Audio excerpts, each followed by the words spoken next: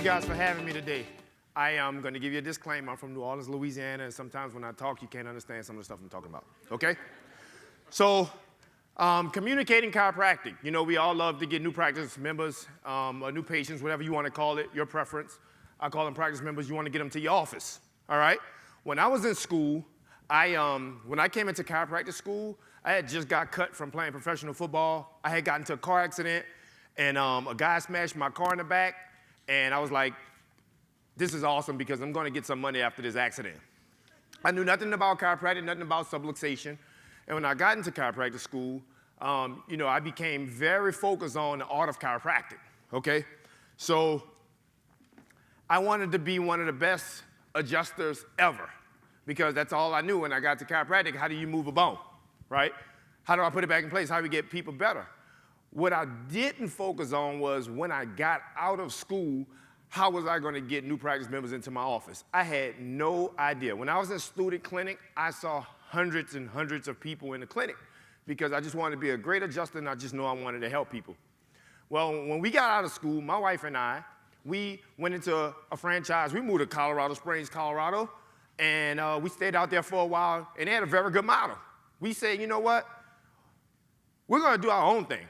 You know, we're going to leave this and we're going to go to Texas. My family gave me $65,000, took that money and went to Texas, and we opened the office, and that's what it looked like. And that's what it sounded. It was empty. We had no idea of how to get people into our office. And it was scary because my brother was going to kill me if I didn't get him his money back. All right?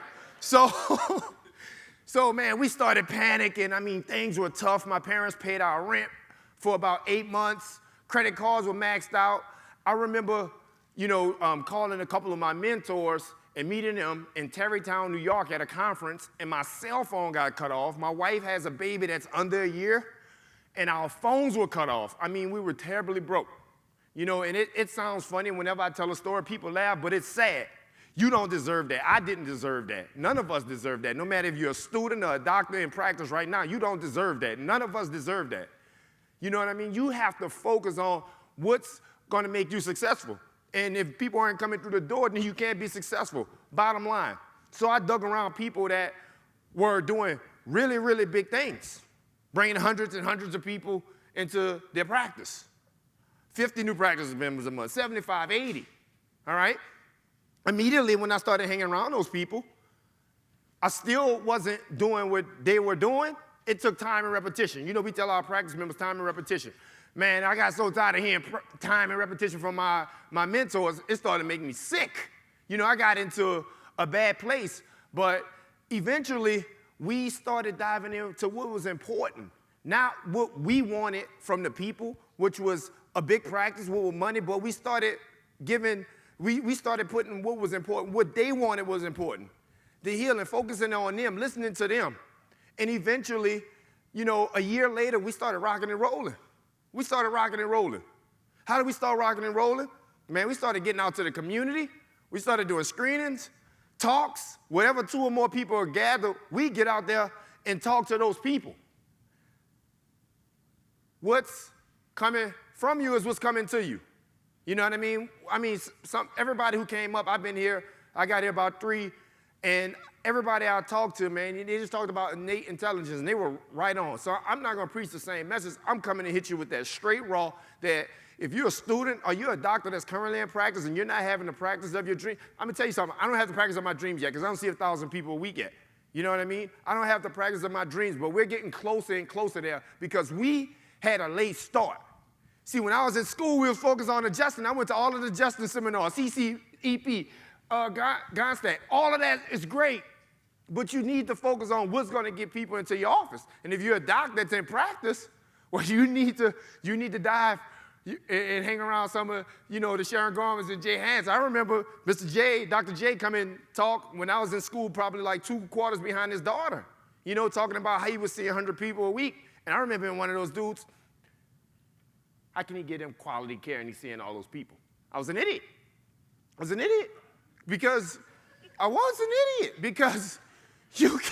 I'll tell you right now, in my afternoon shift, I probably adjust close to 100 people, and I'm open from 4 to 6 Central Time, and an hour of that time I'm sitting on my butt.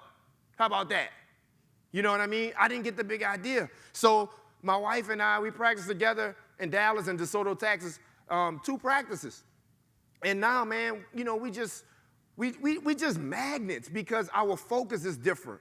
We got around people that was doing what we wanted to do. You know, we started focusing on the community, learning how to communicate chiropractic. You know what I mean? Go to lunch. You know one of my favorite things to do, you know what I mean, is buy stuff for people. You know, I love giving money away, and that sounds retarded because I remember the days when we didn't have money. I'm telling you, y'all think it's funny? We didn't have money. We couldn't pay our rent. One night, we had $40 in our petty cash, right? My wife's sitting up front. She's beautiful. My mother-in-law is here. We're moving her to Dallas, Texas. She's coming to help us out with these kids we have. It's going to be amazing. So I'm thankful for her. Not the situation that got her coming, but I'm thankful for her. But we had $193 in the negative in our bank account. And the whole time I'm thinking, you know, I got to pay my brother his money back, okay? And my brother, you know, he worked very hard to get that money.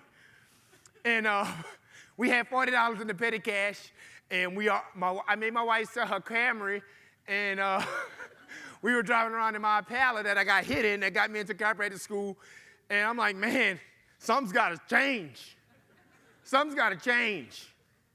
And this lady invited us something called the Kwanzaa Fest in Dallas, Texas. It's like 50,000 people there. If I see you with a boot there in December, I'm going to kick your butt because I'm the only chiropractor there. But she invited us. She gave us a free boot. She prayed on the phone with us. You know what I mean? I was like, lady, I don't have no money, but I need to do something because, you know, I have a little baby. And she gave us a free boot. And our boot, we looked at some pictures, how when we go out in the community now, it's very nice. And then we didn't even have a tablecloth. But we signed up 39 new practice members, and our practice never changed. And I remember the days when we didn't have money, and I like to just give people money because what's coming from you is what's coming to you. And we like to help people, you know what I mean? We like to help people get better.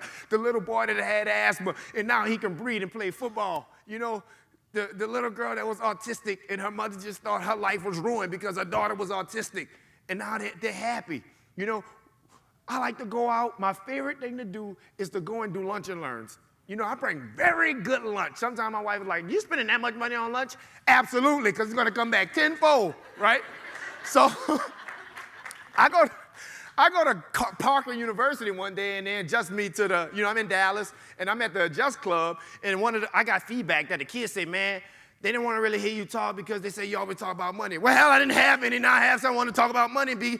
You need money for people to come into your office. You need money for marketing. When your chamber says we need a title sponsor, you need money to do that, and it's important. In order for us to do that, we have to focus on our people, communicate chiropractic, get those new practice members into our office so we can get them better. In return, what's coming from you is coming to you so we can have a practice of our dream and live the way we want to live. I'm from New Orleans, Louisiana, in the hood. I don't care. I stand from the hood.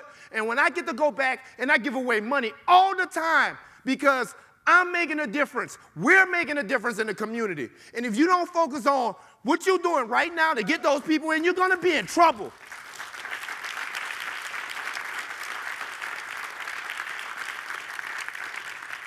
And when we're in trouble, we're the difference makers. We're true healthcare. When we're in trouble, our community suffers. That means the medical profession wins. See, it's something bigger than us, y'all. Y'all just don't understand. I've been traveling, just my 4th week in a row traveling. 3 of the weekends for chiropractic. Last weekend I was in Las Vegas for a basketball party. That was awesome. And next weekend I'm traveling again. And me and my mother-in-law was talking this morning as we were getting the U-Haul hatched together. And I said, Miss G, I'm tired. I really don't want to go. But I gave a commitment, all right? I gave a commitment, and I have to hold to that commitment. And in order for our community to be healthier, in order for our practice to be healthier, in order for our profession to be healthier, we have to be committed.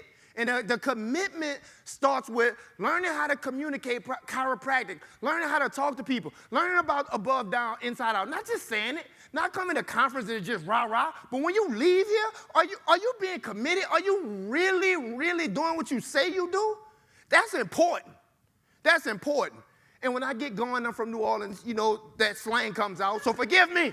I don't care. But you know what? When you throw a dinner and you do them every 2 weeks, and we did this, we opened a second practice, y'all. Let me tell you something. You talk about numbers. Our first practice capped out at $250 a week. And we was like, man, we got to get on this other part of town where we stay at because nobody wants to drive. And Dallas is like Atlanta. The traffic is terrible. We opened another practice, and we got on the side of the town where we stayed, where we knew a lot of people.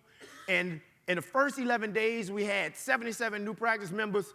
And in the first 6 months, in the first 8 months, we were seeing over 345 people a week, and our practice just continued to grow and grow.